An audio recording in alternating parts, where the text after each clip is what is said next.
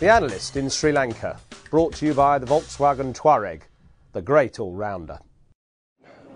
Monday the 17th of December, it's midday and we're in Galle and I'm already perspiring in searing temperatures.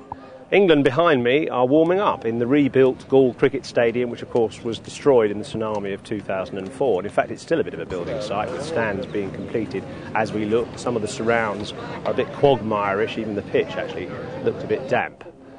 The tsunami of 2004 came in over here. It washed to a height of 12 feet across this grassy area, and then where the buses are now got completely flooded, and the water entered the stadium area on that side, destroying all in its path. The water also came in from the other side as well, completely flooding the whole ground and wrecking everything around it. The ground is overlooked by the 500-year-old Dutch fort, which actually withstood everything that the tsunami could throw at it. So in fact, this area here would have been the safest place to be along the whole coast.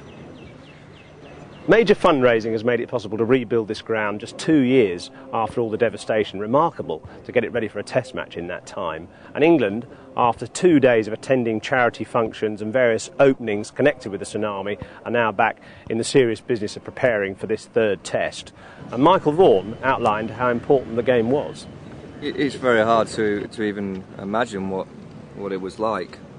But I can just remember the pictures of buses and debris flying around the ground, and that's why I think this week's a special week for all the Sri Lankan people. And as I said, we're just delighted to be the first team to be here, and hopefully we can spoil it in some way by winning. But I think there is a bigger picture, and the game of cricket is back in Galle, so everyone should really be celebrating.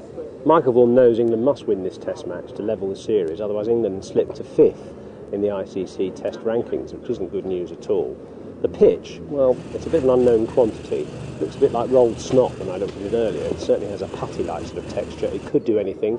England are keeping their options open about the team. Matthew Hoggard looks reasonably fit, warming up behind me, but no one's quite sure whether he can get through a whole 5-day test. So at the moment, England's attack is uncertain. The only thing I can say is that this outfield, which was a bit boggy, is extremely tufty. So fast scoring is going to be almost impossible unless they get some serious grass cutters out.